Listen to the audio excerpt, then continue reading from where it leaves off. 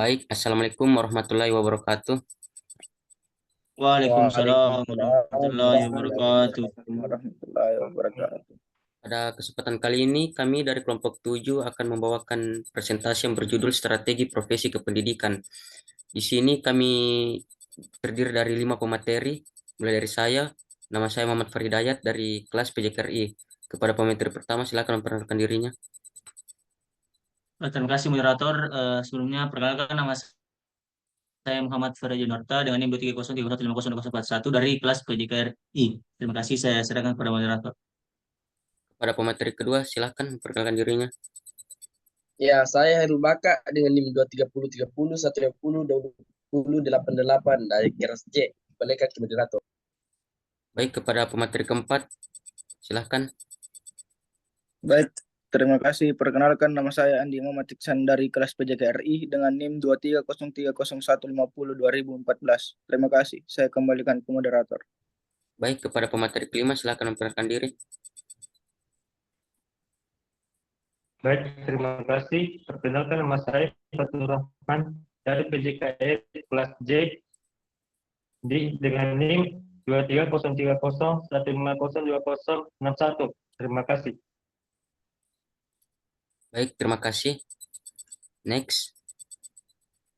Nah, adanya kami berlima di sini bukan tanpa alasan karena kami di sini dikerahkan oleh Bapak dosen kami, Pak Andromeda Valentino Sinaga, SSMPD untuk melaksanakan UAS ujian akhir semester. Untuk mengefisienkan waktu, saya persilakan kepada pemateri pertama untuk memaparkan atau mempresentasikan materinya. Kepada pemateri pertama, saya persilakan. Terima kasih kepada moderator. Dengan persingkat waktu, saya akan membacakan materi yang paling pertama, yaitu mengenal profesi kependidikan, di mana dalam profesi kependidikan terdapat beragam strategi untuk mengoptimalkan karir dari pengembangan diri hingga jaringan profesional. Ada banyak hal yang dapat dilakukan untuk meraih kesuksesan dalam bidang ini. Pengertian profesi kependidikan, di mana profesi kependidikan adalah pekerjaan yang mensyaratkan kemampuan dan kompetensi yang tinggi dalam bidang pendidikan. Guru sebagai seorang pendidik profesional memiliki tugas utama mengajar, mendidik, mengarahkan, membimbing, melatih, menilai, dan mengevaluasi peserta didik. Selanjutnya yang saya ingin bahas yaitu pengembangan keterampilan, di mana penting untuk terus melakukan pembelajaran pengembangan keterampilan dengan memperluas wawasan dan keterampilan. Anda dapat menjadi lebih kompetitif dan berkembang dalam karir pendidikan, di mana pengertian keterampilan. Keterampilan adalah kemampuan yang diperoleh melalui latihan, pengalaman, dan praktek yang memungkinkan seorang untuk melakukan tugas atau pekerjaan dengan efektif dan efisien. Keterampilan dapat dibagi menjadi tiga kategori, yaitu yang pertama ada keterampilan teknis, keterampilan sosial, dan keterampilan intelektual. Terima kasih. Saya kembalikan ke moderator. Baik, terima kasih kepada pemateri pertama sudah mempresentasikan materinya. Selanjutnya saya serahkan kembali ke pemateri kedua untuk memaparkan atau mempresentasikan materinya. Saya persilakan. Ya, terima kasih kepada moderator telah mempersilahkan saya untuk memaparkan materi saya. Materi yang ingin saya paparkan ialah membangun jaringan profesional. Membangun jaringan profesional yang solid adalah kunci untuk meningkatkan kesempatan karir dan dengan menjanjikan hubungan yang baik dengan sesama profesional, Anda dapat memperluas peluang dan mendapatkan dukungan yang diperlukan. Membangun jaringan profesional dan profesional pendidikan sangat penting untuk mengembangkan karir, peningkatan kualitas pembelajaran, dan pertukaran pengetahuan. Berikut adalah beberapa langkah yang dapat dilakukan untuk membangun jaringan profesional di bidang pendidikan. 1. Menghindari konferensi dan workshop. 2. Bergabung dengan organisasi profesional. 3. Menggunakan media sosial profesional. 4. Mengikuti kelompok atau komunitas online. 5. Kolaborasi antara sekolah dan institusi. 6. Membangun keterampilan komunitas. 7. Motorship dan pembimbing. 8. Partisipasi dan dalam kegiatan sosial dan relawan. 9. Membangun konten pendidikan. Dan 10. Mengikuti pelatihan dan kursus kerja. Itu saja materi yang sempat saya sampaikan. Saya kembalikan ke moderator. Baik, terima kasih kepada pemateri kedua sudah memaparkan materinya. Materi selanjutnya akan dibaca oleh saya sendiri, pemateri ketiga. Next. Nah, yang akan saya paparkan presentasikan adalah materi yang berjudul pengalaman lapangan. Mendapatkan pengalaman lapangan yang beragam dapat membantu memperluas wawasan dan dan keterampilan. Dengan terlibat dalam berbagai proyek dan kegiatan, Anda dapat memperkuat fondasi untuk meraih kesuksesan dalam profesi kependidikan. Nah, apa itu definisi pengalaman lapangan? Pengalaman lapangan dalam profesi kependidikan adalah kegiatan melibatkan calon pendidik secara langsung dalam lingkungan sekolah atau institusi pendidikan lainnya. Tujuannya adalah untuk menerapkan teori yang dipelajari di kelas dalam praktik nyata. Nah, adapun tujuan pengalaman lapangan pekerjaan ini, yang pertama itu pembangunan keterampilan mengajar, mempraktikkan metode dan strategi pembelajaran yang efektif.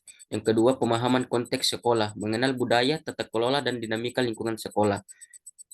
Tujuan terakhir itu ada penilaian diri, mengevaluasi kemampuan mengajar, dan mengidentifikasi area yang perlu diperbaiki. Nah, sudah pasti ada manfaat pengalaman lapangan, yaitu yang pertama peningkatan kompetensi profesional, memperoleh keterampilan praktis yang relevan dengan pekerjaan sebagai pendidik. Yang kedua ada adaptasi terhadap lingkungan kerja, belajar menyesuaikan diri dengan berbagai situasi dan tantangan di lingkungan sekolah. Yang terakhir pengembangan diri, meningkatkan rasa percaya diri dan kemandirian dalam mengelola kelas. Next. Nah, adapun di sini penerapan teknologi pendidikan. Penggunaan teknologi pendidikan dapat membuka peluang baru dalam mengoptimalkan karir kependidikan. Dengan memanfaatkan teknologi, Anda dapat menciptakan pengalaman pembelajaran yang lebih menarik dan efektif. Nah, penerapan teknologi dalam pembelajaran atau e-learning adalah cara baru dalam memberikan akses dan pengalaman belajar yang lebih baik bagi siswa. Teknologi seperti internet, komputer, dan perangkat mobile kemungkinan siswa untuk belajar secara online. Memanfaatkan sumber daya online dan aplikasi pembelajaran yang lebih dikembangkan. Selain itu, teknologi juga memungkinkan interaksi dan kolaborasi yang lebih baik antar siswa dan guru melalui forum diskusi online, video conference, dan alat kolaborasi lainnya. Penerapan teknologi dalam pembelajaran memiliki beberapa keunggulan. Pertama, siswa dapat belajar di mana saja dan kapan saja tanpa terikat oleh jadwal pelajaran yang ketat. Kedua, sumber daya pembelajaran online dapat diakses dari seluruh dunia, sehingga siswa memiliki akses ke materi yang diperlukan dan dapat mengaksesnya dengan mudah. Ketiga, penggunaan teknologi dalam pembelajaran dapat meningkatkan partisipasi siswa dan memudahkan kolaborasi antar siswa dan guru. Namun, penerapan teknologi dalam pembelajaran juga memiliki beberapa tantangan dan risiko, seperti kurangnya akses ke perangkat teknologi dan internet, risiko keamanan data, dan kesulitan dalam mengelola dan memonitor pembelajaran online. Itu saja yang saya bisa presentasikan. Untuk materi selanjutnya saya serahkan ke pemateri keempat untuk mempresentasikan materinya.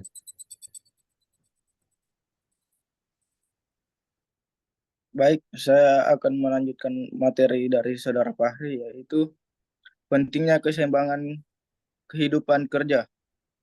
Menjaga keseimbangan antara kehidupan kerja dan pribadi penting dalam profesi kependidikan. Dengan menjaga keseimbangan yang baik, kita dapat memperoleh energi dan semangat yang perlu untuk berkembang dalam karir. Adapun definisi dari keseimbangan hidup kerja, yaitu yang pertama, keseimbangan hidup kerja merujuk pada kemampuan individu untuk mengelola tanggung jawab pekerja dan kehidupan pribadi mereka dengan cara tidak mengorbankan salah satunya. Ini berarti seseorang bisa menjalankan tugas-tugas pekerjaannya dengan baik tanpa mengabaikan kebutuhan dan kepentingan pribadi serta keluarganya. Yang kedua, pentingnya keseimbangan kehidupan kerja meliputi kesehatan mental dan fisik, kualitas hidup yang lebih baik, produktivitas kerja. Yang ketiga, strategi mencapai keseimbangan hidup kerja meliputi manajemen waktu yang efektif, komunikasi yang baik, penggunaan teknologi yang bijak, dan keempat, tantangan dalam mencapai keseimbangan kehidupan kerja meliputi budaya yang menuntut teknologi dan aksesibilitas. Yang kelima, dampak positif bagi organisasi, yaitu retensi karyawan, yang kedua citra perusahaan. Sekian dari saya kembalikan ke moderator. Baik, terima kasih kepada Muhammad Andi Iksan, pemateri keempat kami sudah membawakan atau mempresentasikan materi keempat. Selanjutnya kepada pemateri kelima saya persilakan untuk mempresentasikan materinya.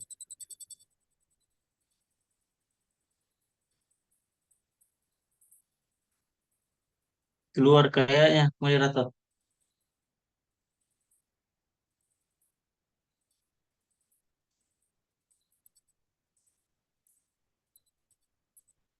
Habis casnya HP-nya. Kalau begitu saya lanjutkan saja untuk mempersingkat waktu. Nah, materi selanjutnya itu ada menginspirasi melalui pendidikan. Sebagai seorang pendidik, Anda memiliki kesempatan untuk menginspirasi dan membentuk masa depan. Dengan dedikasi dan semangat, Anda dapat mencapai pencapaian yang luar biasa dan mengoptimalkan karir kependidikan. Pendidikan, Izin moderator, saya potong, sorry. ya, Sudah ada yang masuk kayaknya nih. ya kah? Sudah ada yang masuk. Iya, tapi mungkin pakai HP-nya adiknya kah atau siapa? Baik, kepada pemateri kelima, kalau bisa membawakan materinya, saya persilakan. Kenapa dua yang masih? Siapa ini? Nabila Kalsum. Iyo, cewek kayaknya.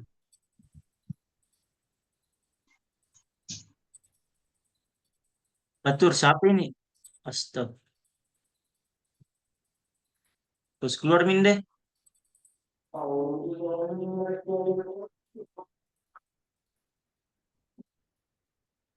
Bagaimana, Saudara Fatur? Apakah Saudara Fatur, bisa melanjutkan mempresentasikan materinya?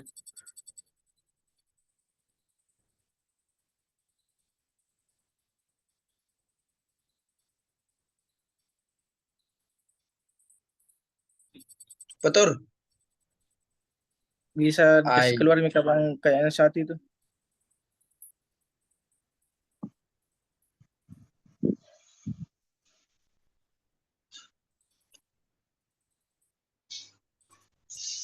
Ya, kalau masih belum bisa, saya bacakan dulu. iyo kita iya. dulu moderator. Ay, Lanjut. Ya. Lanjut nih. Nah, materinya itu ada menginspirasi melalui pendidikan. Sebagai seorang pendidik, Anda memiliki kesempatan untuk menginspirasi dan membentuk masa depan. Dengan dedikasi dan semangat, Anda dapat mencapai pencapaian yang luar biasa dalam mengoptimalkan karir pendidikan. Nah, pendidikan sebagai kunci keberhasilan. Pendidikan adalah pintu gerbang menuju kesempatan dan perkembangan. Melalui pendidikan, seorang dapat memperoleh pengetahuan, keterampilan, dan sikap yang diperlukan untuk mencapai kesuksesan dalam berbagai aspek kehidupan. Pendidik membantu individu memahami dunia di sekitar mereka, memecahkan masalah, dan membuat keputusan yang bijaksana. Next.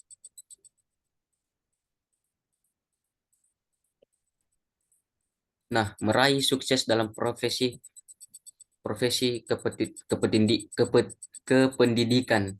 Dengan menerapkan strategi yang tepat, Anda dapat meraih kesuksesan dalam profesi kependidikan. Jadilah terbuka terhadap pembelajaran, bangun jaringan yang kuat, dan tetap berkomitmen untuk mengoptimalkan karir Anda. Nah, kayaknya materinya sudah habis sih. Eh, Langsung kesimpulan misalnya atau bagaimana ini? Ya kesimpulannya saja. Ya, seperti kayaknya juga teman-teman sudah bisa kayak. Jadi kesimpulannya itu strategi profesi kependidikan merupakan upaya terencana yang dirancang untuk meningkatkan kualitas dan efektivitas pendidikan melalui perkembangan profesionalisme tenaga pendidik. Inti dari strategi ini adalah pengembangan kompetensi guru dan tenaga kependidikan, pelatihan, workshop, dan pendidikan lanjut menjadi sarana utama untuk meningkatkan kemampuan pedagogis, pengetahuan subjek, serta keterampilan teknologi mereka. Nah, itu tadi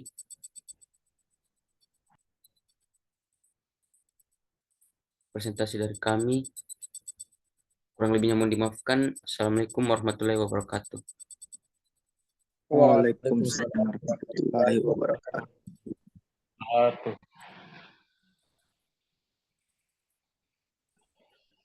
Mati lampu tuh kapan rumah Farid?